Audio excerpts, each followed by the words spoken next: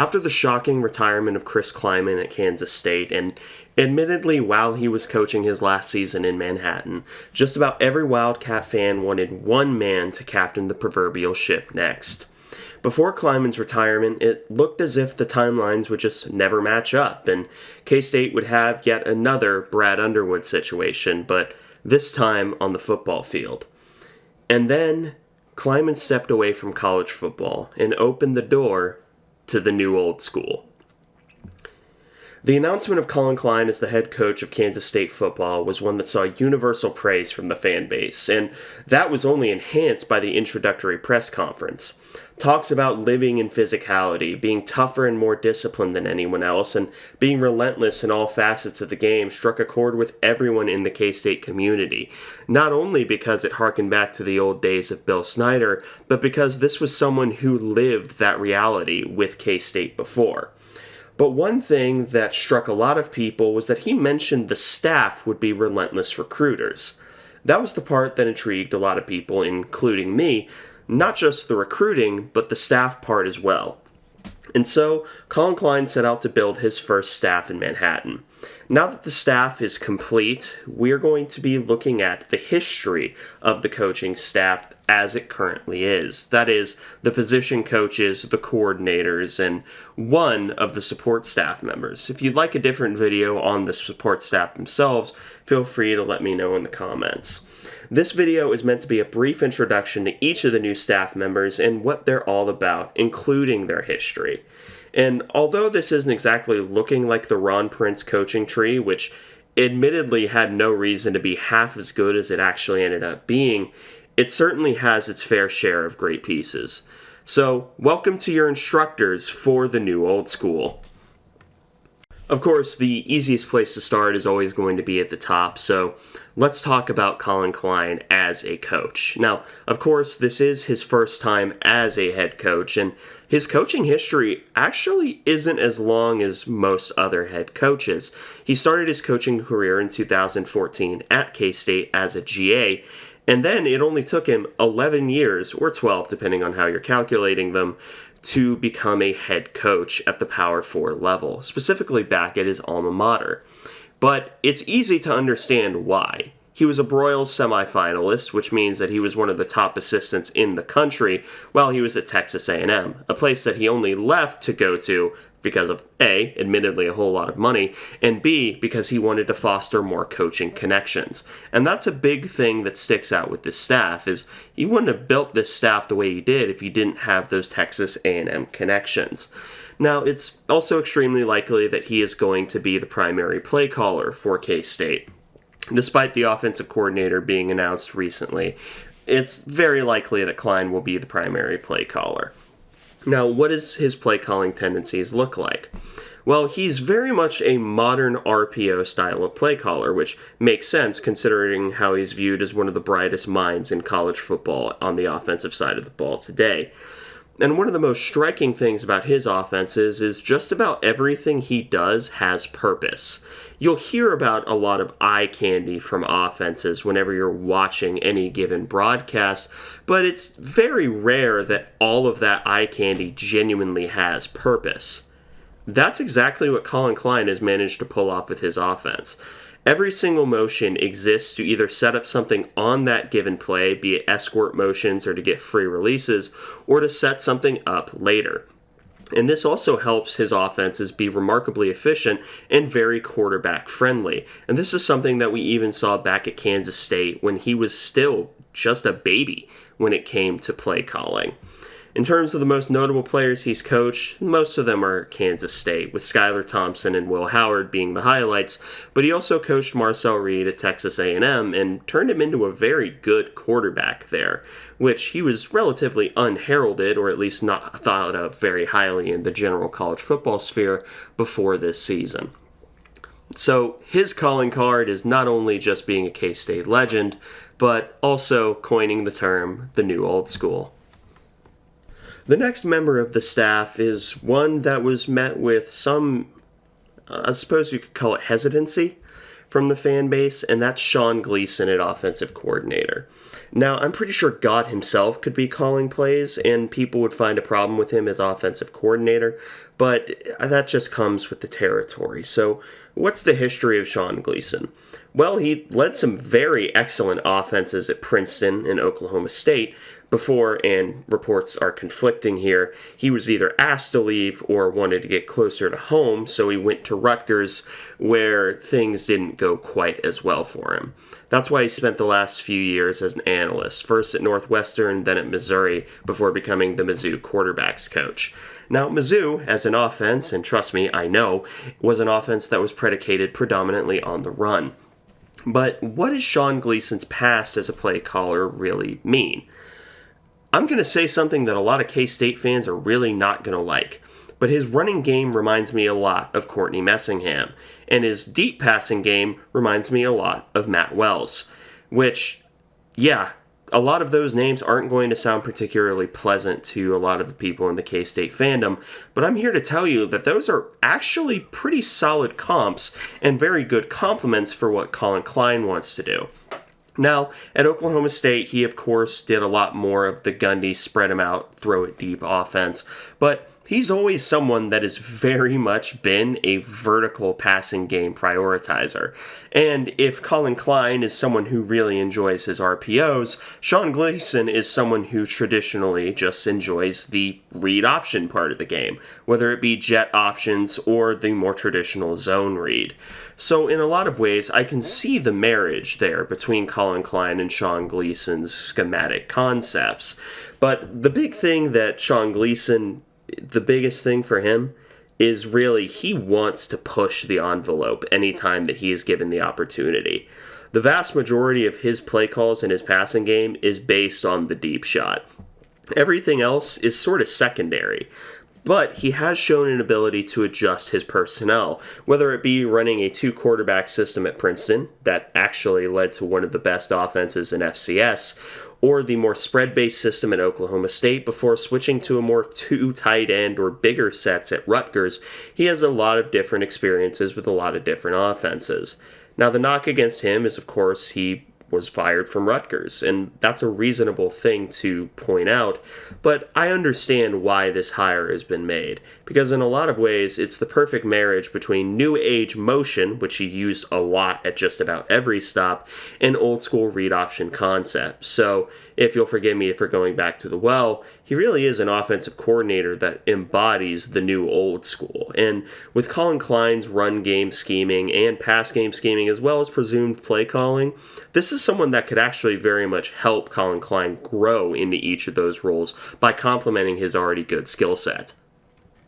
The next few names are actually going to be pretty familiar because they were on K-State's staff before, and the first one that we're going to be talking about is the now associate head coach and wide receivers coach Thad Ward, who has had himself a pretty storied coaching history, most notably in the Illinois area, with Western Illinois, Northern Illinois, and then Illinois twice over. And his biggest calling card is he's one of the best recruiters of the St. Louis area in the country, and that is not an exaggeration, as well as being a solid position coach at two different groups. That's why he was given the associate head coach title not only at Kansas State, but at Illinois as well.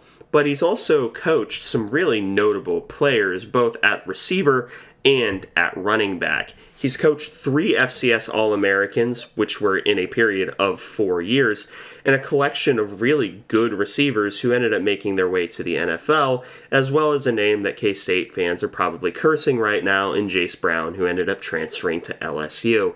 And Chase Brown, very similar name, that was a running back drafted from Illinois to the Bengals. He's someone that has his fingerprints on the recruiting edge of just about everywhere that he's went, and that's really what makes him a really good fit for this staff. Not only the St. Louis recruiting connections, but the fact that he truly is a relentless recruiter who has shown an ability to develop players once he gets her hands on them in 2 different positions. So again, his calling card truly is one of the best recruiters on the staff, and that's something that should be applauded.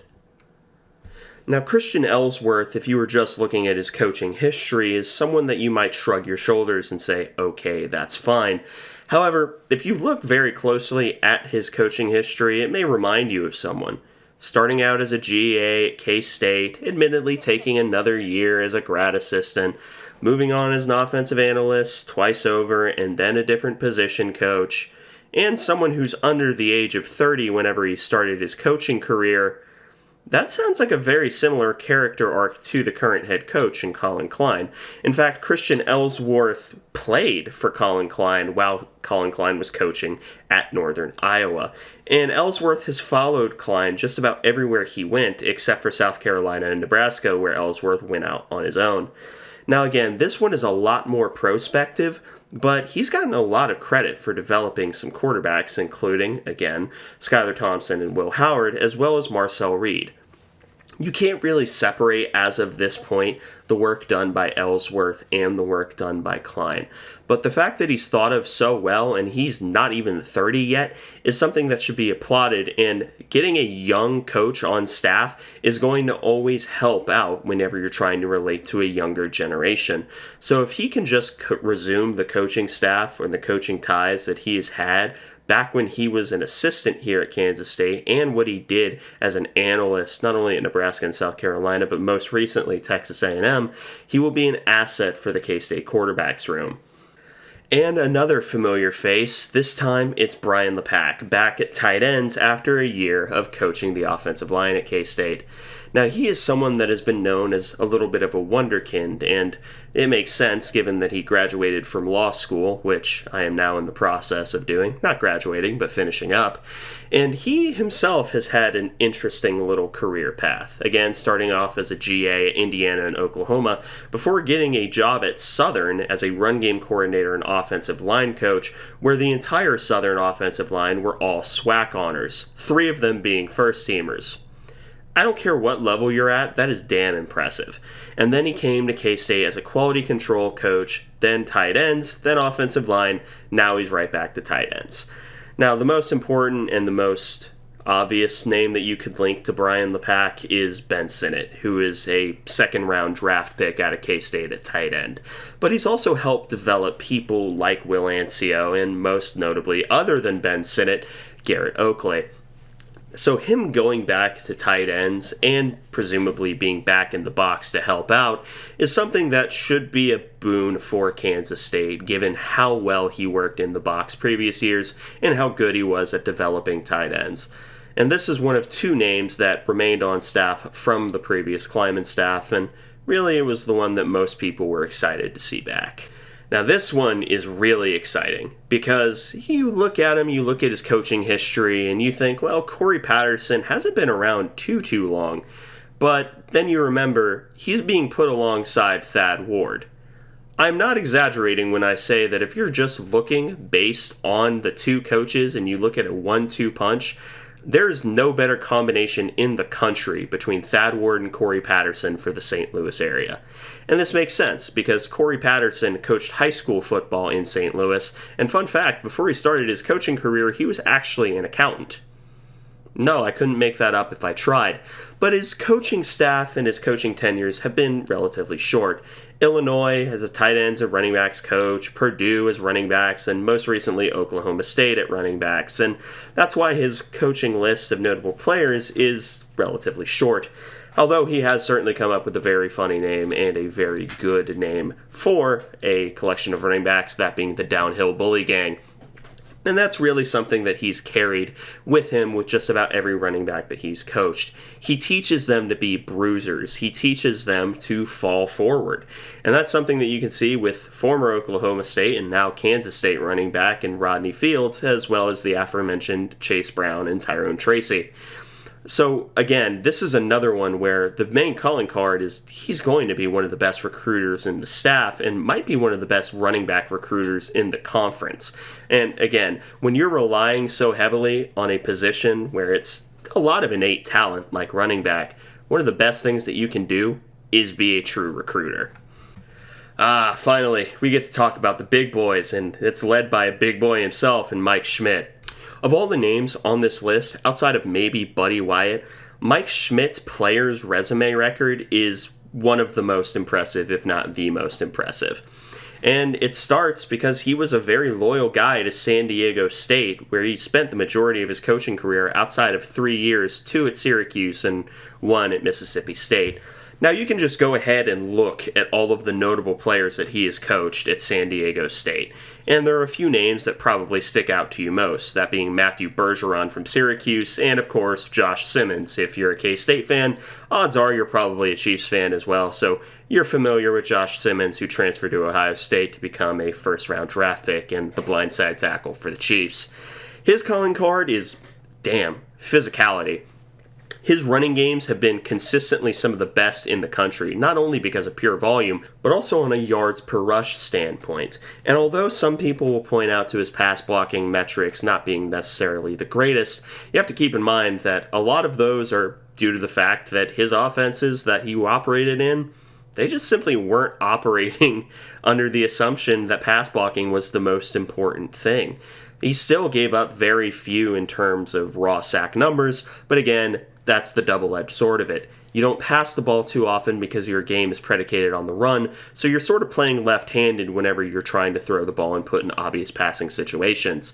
Either way, his calling card is that he teaches his offensive lines to just straight up be bullies. If you look at any San Diego State game or any San Diego State tape in the time that he was coaching them, you're going to see a lot of bullying done by the offensive line, and it's just because of how physical they are. And despite the fact that their sack metrics and pure advanced analytics aren't the greatest, they're actually not that bad in terms of technique whenever you get into the game. It's just, the offenses aren't built for those situations. But of all the offensive hires, I really do think that Mike Schmidt might be the best of them, and it really does just prove that Colin Klein knows what he's doing when he's assembling the staff. Now we get to move to the side of the ball that Colin Klein is a little less familiar with, as in he's never been a defensive coordinator, and we can start with Jordan Peterson. No, not that one. Rather, this one. Now, this was an interesting hire because he was another one who was very much considered to be an up-and-comer, and he managed to get pulled away from his alma mater at Texas A&M, where he was the co-defensive coordinator. But he's also built himself a few connections along the way, not only at Texas A&M, but also Fresno State, New Mexico, and coaching the best DBs that KU has ever had, not named Aqib Talib. And his schematic influences are Mike Elko, which means that he's going to run 4-3, 4-2 hybrid setups with a lot of simulated pressure and a lot of blitzing. So in other words, he's a very aggressive defensive coordinator, but he's not recklessly aggressive, because the simulated pressures means that he's going to drop someone else back into coverage, which means his defense is especially good at confusing people into making bad decisions. At least that is if he follows what he did at both KU and what Mike Elko has done his entire career. Now, his notable players coached is admittedly a little shorter than other coaches, but that's not because he didn't have any talent. It's just because he's sort of bounced around a little bit. And there's nothing wrong with that, but Jordan Peterson getting another opportunity at being the primary DC after only being allowed to do it for 1 year at New Mexico is another opportunity that really shouldn't be looked in the face. So Jordan Peterson, his calling card is going to be a little bit more aggression and a move towards a 4-down front with simulated pressures. So in a lot of ways, you could just say it's smart aggression. Now we have another heavy-hitting recruiter, and that's Marcus Woodson, who's been named the co-defensive coordinator and the defensive backs coach. Now, if you look at his coaching resume, he's been around the block a lot.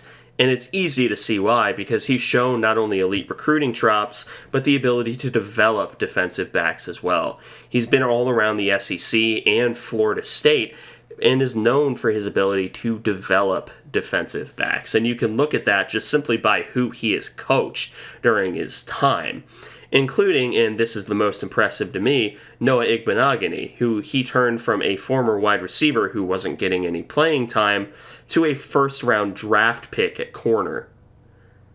Let me say that again.